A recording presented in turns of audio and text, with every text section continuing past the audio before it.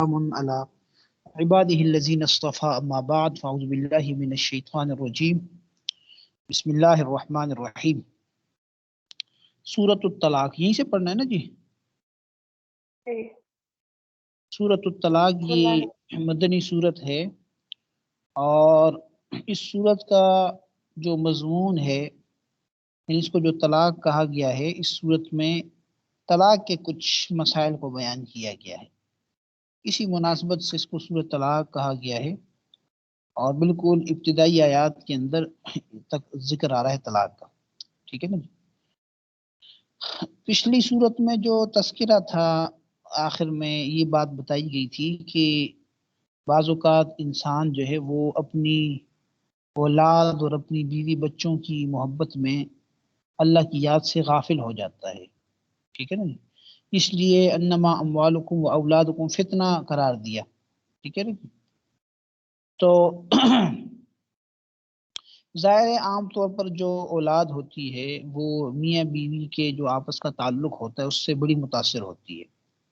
اگر میاں بیوی اعتدال سے چلتے ہوں، حقوق اللہ کو پورا کرتے ہوں، تربیت صحیح طریقے سے کرتے ہوں، تو وہ اولاد بھی نیک و صالح رہتی ہے۔ عام طور پر یہ صحیح ہوتا ہے۔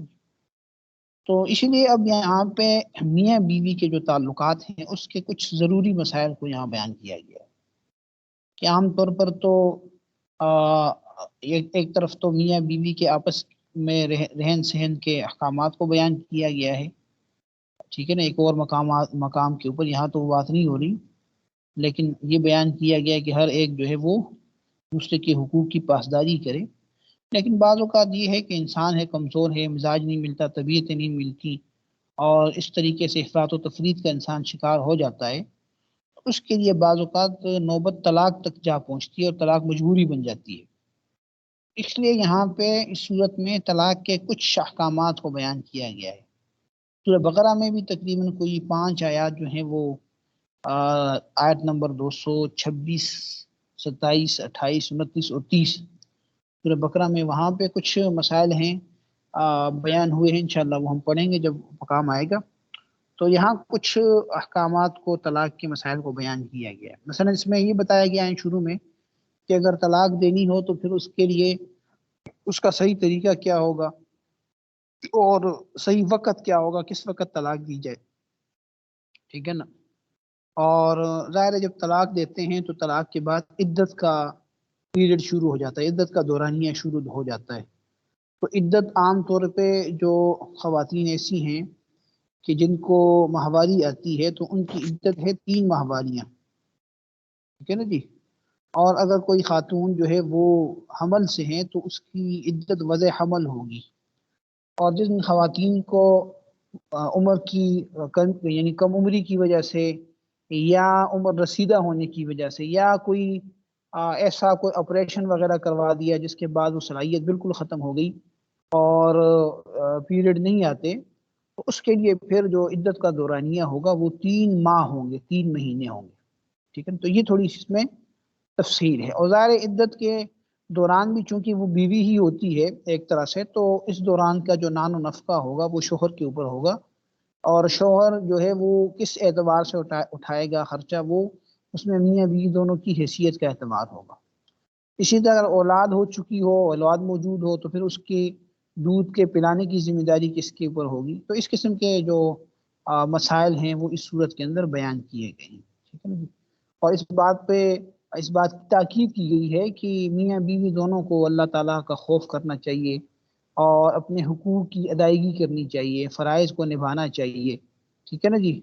اور ظاہر ہے کہ میاں بیوی کے مسائل کا حل یہی نہیں ہوتا کہ وہ طلاق کی نوبت تک جا پہنچے یا کوئی عدالتوں میں جا کے وہ کریں، بلکہ ایک دوسرے کے ساتھ درگزر کرتے ہوئے، ایک دوسرے کے ساتھ نبھاؤ کرتے ہوئے، احسان کرتے ہوئے ہی معاملات طے ہوتے ہیں، ٹھیک ہے نا جی؟ تو بہرحال جس طرح عورت کو ترغیب ہے ایک طرف سے کہ شوہر کے حقوق بتا کے عورت کو اس بات کی ترغیب دی گئی ہے کہ وہ کمپرومائز کرے، اسی طرح شوہر کو بہت سارے احکامات کے اندر اس بات کی ترغیب دی گئی ہے کہ تم میں سے سب سے بہتر وہ ہے جو اپنے بیوی بچوں کے ساتھ اچھا ہو۔ طلاق کی تفصیلات آپ لوگ پڑھ رہے ہوں گے فقہ وغیرہ کے اندر، میں تھوڑا سا بتا دیتا ہوں کہ جو طلاق ہے بنیادی طور پر طلاق 2 قسم کی ہوتی ہے۔ یا یوں کہہ دیں کہ الفاظ طلاق دو قسم کے ہیں. الفاظ طلاق، کیونکہ طلاق ہوگی لفظ طلاق سے، اس کے علاوہ طلاق نہیں ہوتی. خود بخود طلاق نہیں ہوتی، یاد رکھیں، ایک تو یہ کنسپٹ ختم کر دیں. خود بخود کوئی بھی طلاق نہیں ہوتی. ٹھیک ہے نا جی. طلاق کے لیے الفاظ طلاق کا استعمال ضروری ہوگا. اور الفاظ طلاق دو قسم کے ہیں. ایک الفاظ تو وہ ہیں جو صریح کہلاتے ہیں. صریح کا معنی ہے کہ طلاق کے معنی میں واضح ہے، اس کا کوئی اور معنی نہیں بنتا. جیسے کوئی آدمی اپنی بیوی کو کہتا ہے کہ میں نے تمہیں طلاق دی ہے، میں تمہیں طلاق دیتا ہوں، یا تجھے طلاق ہے، لفظ طلاق ہی استعمال کرتا ہے. ٹھیک ہے نا. یہ جو صریح الفاظ طلاق ہیں، اس سے جو طلاق ہوتی ہے وہ طلاق رجعی کہلاتی ہے. اگر ایک دفعہ کہے گا، ایک لفظ استعمال کرے گا طلاق کا، تو ایک طلاق رجعی ہوگی. دو دفعہ استعمال کرے گا تو دو رجعی ہوں گی. اور تین دفعہ استعمال کرے گا تو پھر طلاق مغلظہ ہو جائے گی، کیونکہ تین کے بعد رجوع وغیرہ نہیں ہوتا. تو اگر وہ صریح الفاظ استعمال کرتا ہے تو پھر ایک طلاق رجعی ہوگی. طلاق رجعی کا مطلب یہ ہوتا ہے کہ عدت کے اندر اندر شوہر یک طرفہ طور پر رجوع کر سکتا ہے. بیوی راضی ہو یا راضی نہ ہو، شوہر یک طرفہ رجوع کر سکتا ہے. رجوع کا مطلب یہ ہوتا ہے کہ وہ اپنی بیوی سے کہہ دے کہ میں نے تم سے رجوع کر لیا، یا میں تمہیں دوبارہ بیوی بناتا ہوں، یا میاں بیوی والا تعلق قائم ہو جائے، بوس و کنار ہو جائے، اس سے بھی رجوع خود بخود ہو جائے گا. لیکن رجوع کا سب سے بہتر طریقہ زبان سے رجوع کرنے کا ہے، اور اس میں بھی بہتر یہ ہے کہ وہ دو گواہ بنا لے.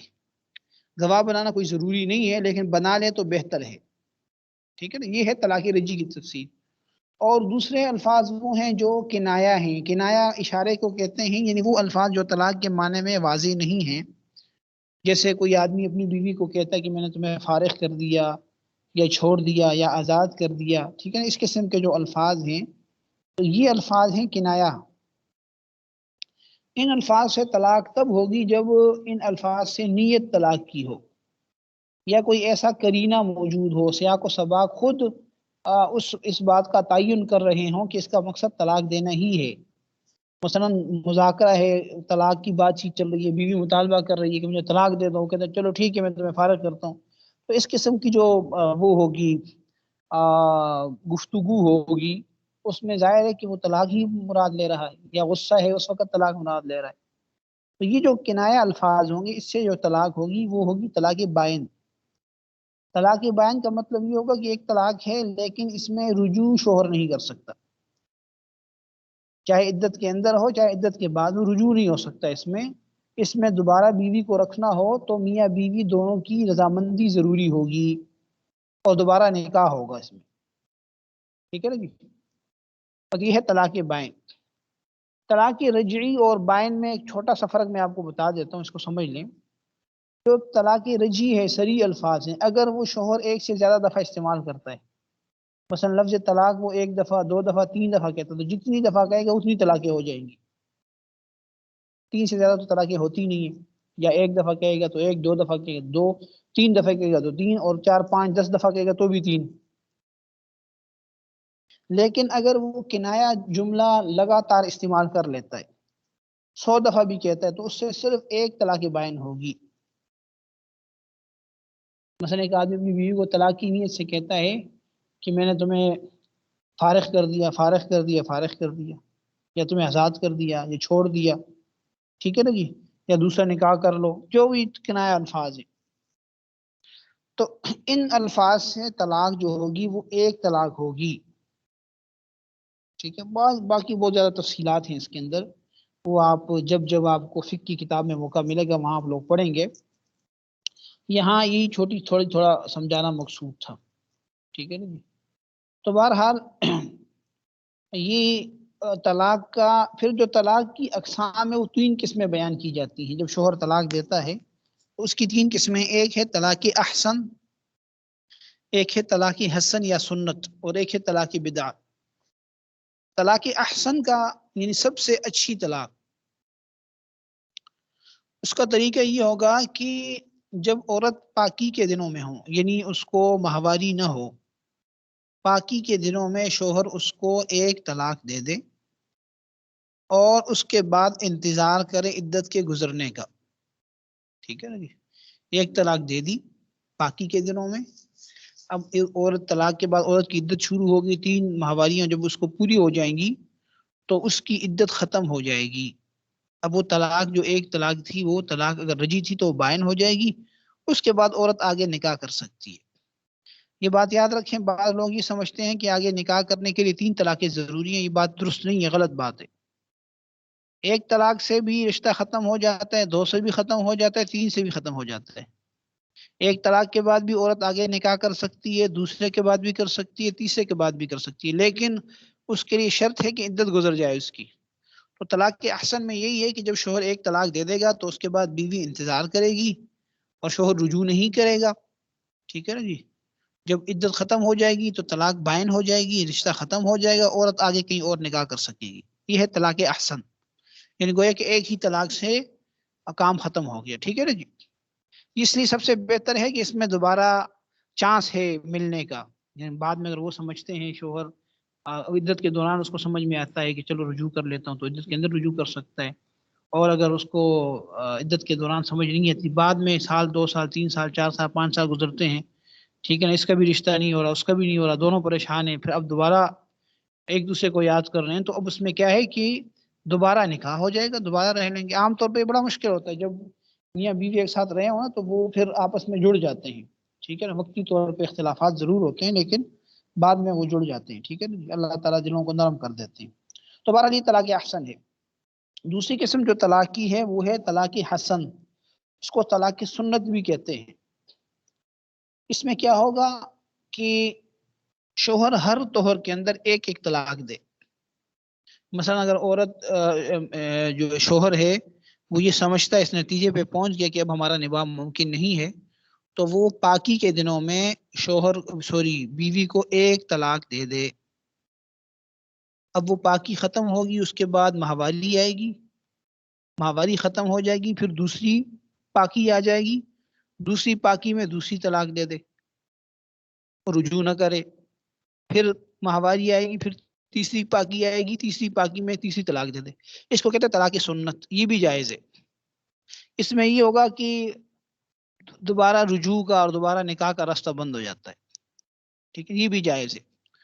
اور تیسری قسم جو ہے وہ طلاق بدعہ کی ہے، طلاق بدعت، یہ گناہ ہے اس طرح طلاق دینا۔ طلاق بدعہ یہ ہے کہ شوہر ایک ہی موقع پہ تینوں طلاقیں دے دے، یا ایک ہی طہر میں 3 طلاقیں دے دے، یا ایام ماہواری کے اندر طلاقیں دے دے۔ طلاقیں ہو جائیں گی لیکن یہ طریقہ غلط ہے، اس کو کہتے ہیں طلاق بدعہ، ٹھیک ہے نا جی۔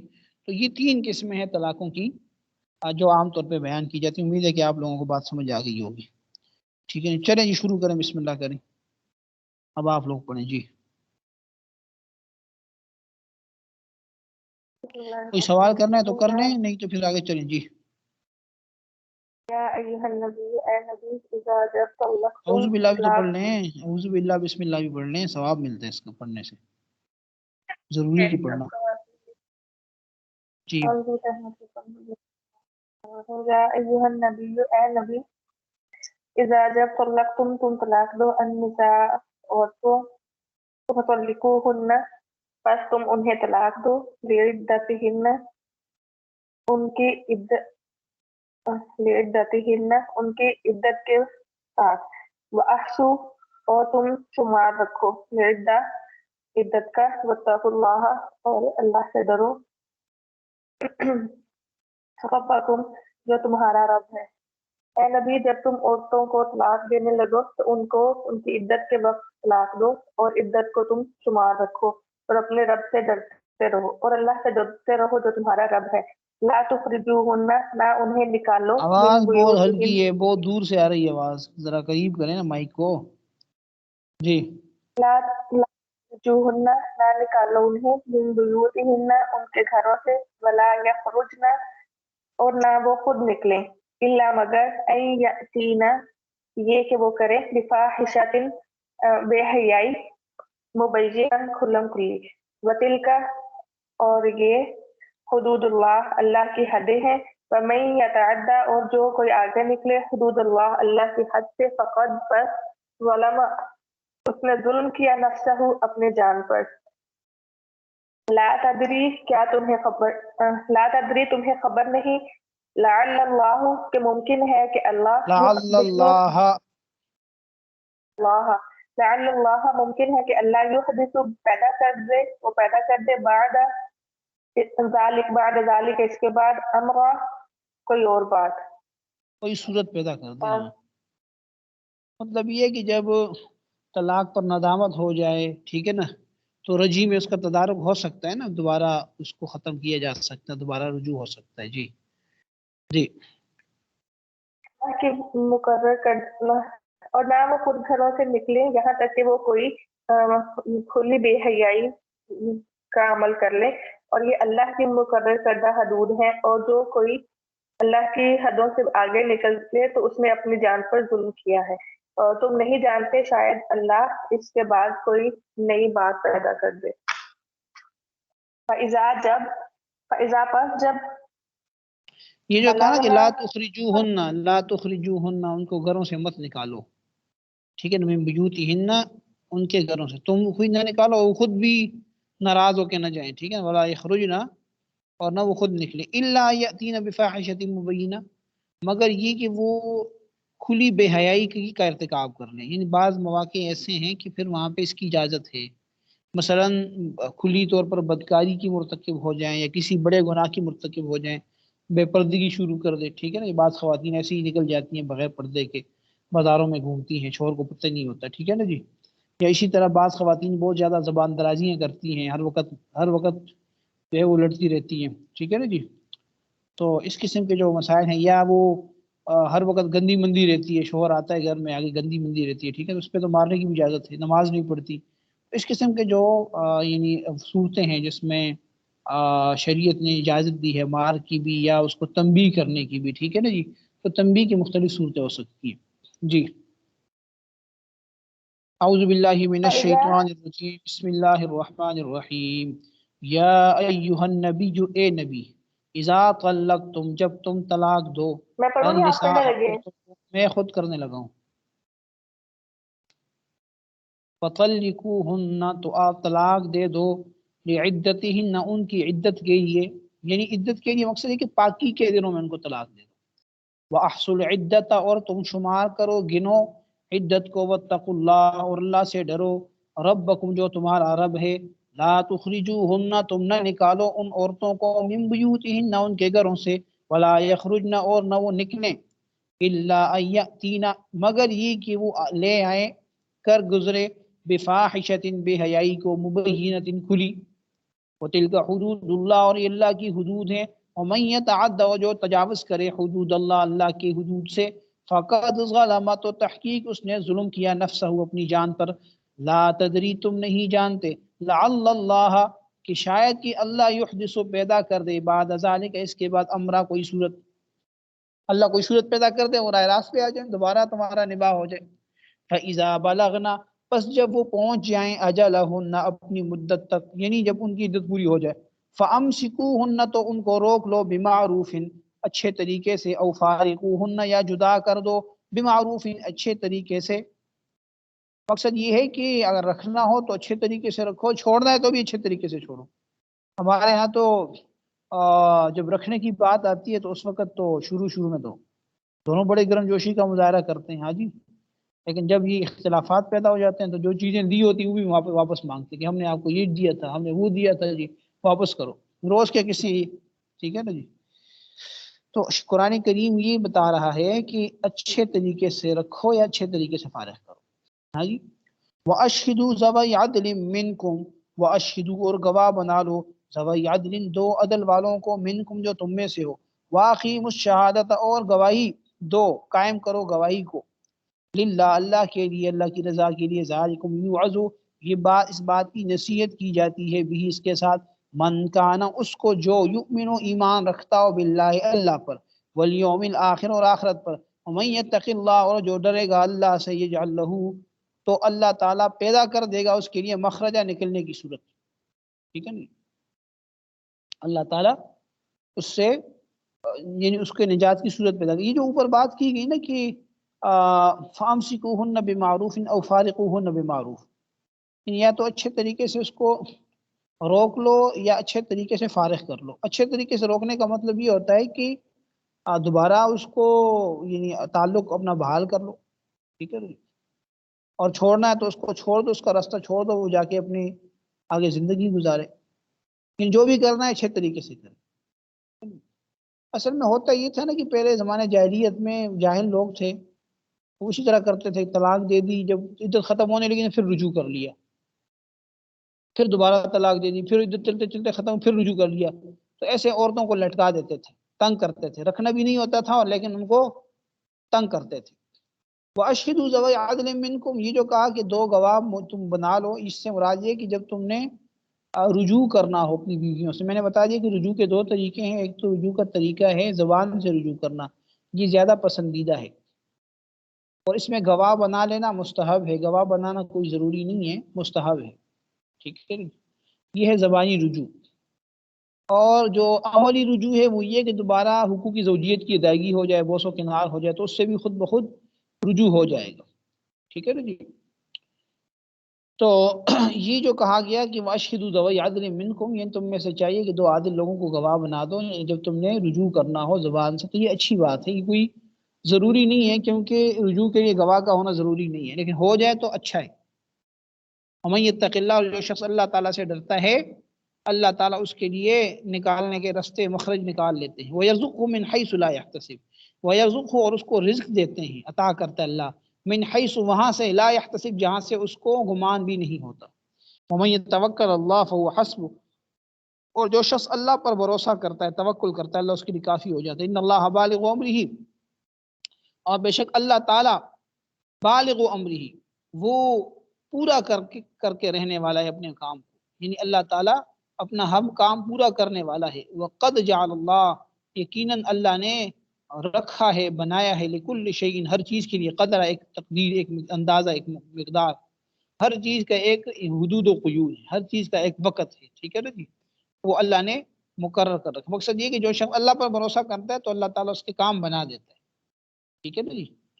اور یہ کام بنانا کیا ہوتا ہے کہ اللہ تعالیٰ نے ہر چیز کا خود ایک وقت مقرر کیا ہوا ہے کہ اس موقع پر وہ اللہ تعالیٰ جو ہے وہ اس کی مراد کو پورا فرما دیتے ہیں۔ آگے فرمائے کہ واللائی، اور وہ عورتیں، یئسن، جو مایوس ہو چکی ہوں، من المحیض، حیض سے، من نسائکم، تمہاری عورتوں میں سے۔ یہ مقصد یہ کہ جو عورتیں جو ہیں وہ مایوس ہو چکی ہیں، عمر کی 55 سال سے اوپر چلی گئی ہوں اور اب کوئی امید نہ ہو، ان کو اگر طلاق ہو جائے، ان ارتبتم، اگر تمہیں شک ہو، تو فعدتہن، تو ان کی عدت 3 اشہر، 3 مہینے ہیں۔ واللائی، اور وہ عورتیں، لم یحض، جن کو حیض نہیں آتا، یعنی جو نا امید ہو چکی ہوں، اور یا وہ جن کو حیض نہیں آ رہا کسی بھی وجہ سے، عمر کی کمی کی وجہ سے، یا آپریشن وغیرہ کر لیا، اب حیض ختم ہو گیا۔ وَأُولَاتُ الْأَحْمَالِ، اور حمل والی عورتیں، اجلہن، ان کی عدت کیا ہے کہ ان یضعن، یہ کہ وہ رکھ دیں، حملہن، اپنا حمل، یعنی جب بچے کی ولادت ہو جائے۔ وَمَن يَتَّقِ اللَّهَ، اور جو اللہ سے ڈرے گا، يَجْعَلْ لَهُ مِنْ أَمْرِهِ يُسْرًا، اللہ کر دے گا اس کے لیے اس کے کام آسان، اللہ تعالیٰ اس کے کاموں کو آسان کر دیں گے۔ تو یہ بہرحال عدت بتا دی میں نے، پہ زبانی بات کر لی ہے۔ ذالک امر اللہ، یہ اللہ کا حکم ہے، انزلہ، نازل، اس نے نازل کیا ہے، الیکم، تمہاری جانب۔ ومن یتق اللہ، اور جو شخص اللہ سے ڈرتا ہے، یکفر عنہ سیئاتہ، اللہ تعالیٰ اس کے گناہوں کو دور کر دیتا ہے، ویعظم لہ اجرا، اور بڑا کر دیتا ہے اس کے لیے اس کا اجر۔ اسکنوہن، تم ان کو بساؤ، ان عورتوں کو بساؤ، ان کو رکھو، من حیث سکن، تم جہاں تم رہتے ہو، من وجودکم، اپنی طاقت کے مطابق، اپنی دست کے مطابق، ولا تضاروہن، اور تم ان کو ضرر نہ پہنچاؤ، لتضیقوا، تاکہ تم ان کو تنگ کرو، علیہن، ان کے اوپر، یعنی تاکہ تم ان کے اوپر تنگی کرو، ایسا نہ کرو۔ وَإِن كُنَّ، اور اگر وہ ہوں، اولات حمل، حمل والیاں، فَأَنفِقُوا، تو خرچ کرو، علیہن، ان پر، حتی یضعن، یہاں تک کہ وہ رکھ دیں، حملہن، اپنا حمل، یہاں تک کہ بچہ پیدا ہو جائے، تو تب تک وہ تمہاری عدت میں، تم کے اوپر خرچ کرو۔ فَإِنْ أَرْضَعْنَ، پھر اگر وہ دودھ پلائیں، لکم، تمہارے لیے، یعنی تمہارے لیے تمہارے بچوں کو دودھ پلائیں، تو فَآتُوهُنَّ، تو ان کو دے دو، أُجُورَهُنَّ، ان کے اجر، وَأْتَمِرُوا، اور معاملہ کرو، بینکم، آپس میں، بمعروف، بھلے طریقے سے۔ وَإِنْ تَعَاسَرْتُمْ، اور اگر تم آپس میں تمہارے لیے مشکل ہو، مقصد کشمکش چل رہی ہو، بیوی دودھ پلانا چاہتی ہے، شوہر نہیں پلانا چاہتا، یا بیوی پیسوں کا مطالبہ زیادہ کرتی ہے، تو فَسَتُرْضِعُ لَهُ أُخْرَىٰ، تو پھر وہ دودھ پلائے اس کو کوئی اور عورت۔ بات سمجھ آ گئی؟ یعنی عدت میں جب تک خاتون جو حمل سے ہے تب تک وہ جو ہے عدت میں ہوگی، اور عدت کا جو نان و نفقہ ہے، اس میں نان نفقے میں 3 چیزیں ہیں، لباس ہے، کھانا پینا ہے، اور رہائش ہے، ٹھیک ہے نا؟ تو یہ کیا ہوگا؟ یہ شوہر کے ذمہ ہوگا، ٹھیک ہے نا جی؟ اور اسی طرح جب عورتیں دودھ پلائیں تو اب اس میں نہ تو عورت اس زیادہ رقم کا مطالبہ کرے، ٹھیک ہے نا جی، کہ بھئی شوہر کے پاس تنگی ہو، وہ کسی اور خاتون کو دیکھے بچے کو دودھ، ظاہر ہے بچے کو دودھ پلانا ذمہ داری شوہر کی، عورت کی نہیں ہے، لیکن وہ کرتی ہے، ٹھیک ہے نا جی؟ تو اس سلسلے میں اس کو پھر کیا کرے؟ اس کو اس کے ساتھ تعاون کرے، اس کو پیسے وغیرہ دے دے، لیونفق، لیکن اگر وہ زیادہ مطالبہ کرے تو پھر وہ اس کی ذمہ داری ہوگی کہ وہ کسی اور کو رکھے، ٹھیک ہے؟ لیکن اللہ فرماتے ہیں کہ آپس میں تم احسان کا معاملہ کرو، ظاہر ہے اس کا بھی بچہ ہے، اس کا بھی بچہ ہے، ٹھیک ہے نا جی؟ لینفق ذو سعۃ، چاہیے کہ خرچ کرے، ذو سعۃ، وسعت والا، من سعتی، اپنی وسعت کے مطابق، مقصد یہ کہ اگر شوہر وسعت والا ہے تو بیوی کو کے اوپر اپنی وسعت کے مطابق خرچ کرے، بچے کو بھی اسی حساب سے دے، بیوی کو بھی اس حساب سے دے، ہاں جی؟ ومن قدر علیہ رزقہ، اور جس شخص کے اوپر تنگ کیا گیا ہو اس کا رزق، یعنی اس کے پاس تنگی ہو، فلینفق، تو اس کو چاہیے کہ خرچ کرے، مما آتاہ اللہ، اس میں سے جو اللہ نے اس کو عطا کیا ہے، لا یکلف اللہ، اللہ تکلیف نہیں دیتا نفسا، کسی نفس کو، الا ما آتاہا، مگر اس کی جو اللہ نے اس کو دیا ہے، جتنی طاقت ہے اس کے مطابق، سیجعل اللہ، ان قریب اللہ کر دے گا، بعد عسر، تنگی کے بعد، یسرا، آسانی، ابھی تو تنگی ہے، اللہ پھر بعد میں آسانی کر دے گا۔ وَكَأَيٍّ مِّن قَرْيَةٍ، اور کتنی ہی بستیاں ایسی ہیں، عتت کہ انہوں نے نافرمانی کی، سرکشی کی، ان امر ربی، اپنے رب کے حکم سے، ورسلہ، اور اس کے رسولوں کے حکم سے، فحاسبناها، تو ہم نے ان کا حساب لیا، حسابا شدیدا، سخت عذاب، سخت حساب، وعذبناها، اور ہم نے ان کو عذاب دیا، عذابا نکرا، سخت عذاب۔ ان بہت سی بستیاں تھیں، جیسے تم اگر سرکشیاں کرو گے تو یاد رکھو کہ تم سے پہلے بھی بہت بستیاں آئیں، بہت لوگ آئے کہ جنہوں نے اپنے رب کے حکم ماننے سے، اس کے رسول کے حکم ماننے سے کیا کیا؟ انکار کیا، ہاں جی، اور سرکشی کی۔ تو اللہ فرماتے کہ ہم نے ان کے اعمال کا سخت حساب کیا، اور ہم نے ان کو بڑی سخت قسم کی سزائیں دی۔ بات سمجھ آ گئی نہیں؟ اللہ اکبر۔ فذاقت وبال امرها، فذاقت، تو اس نے چکھا، وبال امرها، اپنے کام کا وبال، وکان عاقبت امرها خسرا، اور اس کے یعنی اس کے کام کا جو انجام تھا وہ ناکامی تھی، یعنی انہوں نے اپنے اعمال کا وبال چکھا اور ان کا انجام کیا تھا؟ وہ خسارے والا ہوا۔ اعد اللہ لہم، اللہ نے تیار کیا ہے ان کے لیے عذابا شدیدا، سخت عذاب، فاتقوا اللہ، تم اللہ سے ڈرو، یا اولی الالباب، اے عقل والو، الذین آمنوا، وہ لوگ جو ایمان لائے، قد انزل اللہ، تحقیق اللہ نے نازل کیا ہے، الیکم، تمہاری طرف، ذکرہ، ایک ذکر، یعنی مقصد یہ کہ اللہ تعالیٰ نے ان لوگوں کے لیے جو نافرمان ہوئے، ایک تو دنیا میں عذاب ہوا نا، ایک آخرت میں بھی اللہ نے ان کے لیے سخت عذاب تیار کر رکھا ہے، ٹھیک ہے؟ تو اے سمجھدار لوگوں جو ایمان رکھتے ہو، تم اللہ سے ڈرو، ٹھیک ہے نا جی؟ تم اللہ سے ڈرو، وہ اللہ جس نے تمہاری طرف ایک نصیحت اتاری ہے، ایک ذکر اتارا ہے، رسولن، ایک رسول، یتلو، جو پڑھ کر سناتا ہے، علیکم، تم پر، آیات اللہ، اللہ کی آیات، مبینات، واضح، لیخرج الذین، تاکہ وہ نکال دیں ان لوگوں کو، آمنو، جو ایمان لائے، وعملوا الصالحات، اور جنہوں نے نیک اعمال کیے، کہاں سے نکال دے؟ من الظلمات، اندھیروں سے، الی النور، نور کی جانب، ومن یؤمن، اور جو کوئی ایمان لائے، باللہ، اللہ پر، ویعمل صالحا، اور اچھے اعمال کرے، یدخلو، اللہ داخل کرے گا اس کو، جنات، ایسے باغات میں، تجری من تحتها الانہار، کی بہتی ہیں اس کے نیچے نہریں، خالدین فیہا، ہمیشہ ہمیشہ اس میں رہیں گے، ابدا، ہمیشہ ہمیشہ، تاکید ہے، قد احسن اللہ لہ رزقا، اللہ نے اچھا کر دیا اس کا رزق، اللہ الذی، اللہ وہ ذات ہے، خلق سبع سماوات، جس نے پیدا کیا 7 آسمانوں کو، ومن الارض مثلہن، اور زمین میں سے بھی انہی کی مانند، یتنزل، وہ اتارتا ہے، یتنزل، اترتا ہے، الامر، حکم، بینہن، ان کے درمیان، لتعلموا، تاکہ تم جان لو، ان اللہ، کہ بے شک اللہ، علی کل شیء، ہر چیز پر قدیر، قادر ہے، وان اللہ، اور بے شک اللہ، قد احاطہ، اس نے گھیر رکھا ہے، بکل شیء علما، ہر چیز کو اپنے علم کے اعتبار سے، یعنی اللہ ایسا ہے جس نے 7 آسمان پیدا کیے، اور انہی کی طرح زمین بھی، اور ان سب میں اللہ تعالیٰ کے احکام نازل ہوتے رہتے ہیں، اور اللہ یہ حکم اس لیے بتا رہا ہے کہ تم کو معلوم ہو جائے کہ اللہ تعالیٰ ہی ہر چیز پر قادر ہے اور اللہ ہر شے کو اپنے علمی احاطے میں رکھے ہوئے ہے، یعنی ہر چیز اللہ کے علم کے احاطے میں، اللہ تعالیٰ کے علم کے احاطے سے کوئی چیز جو ہے وہ باہر نہیں ہے، ٹھیک ہے جی۔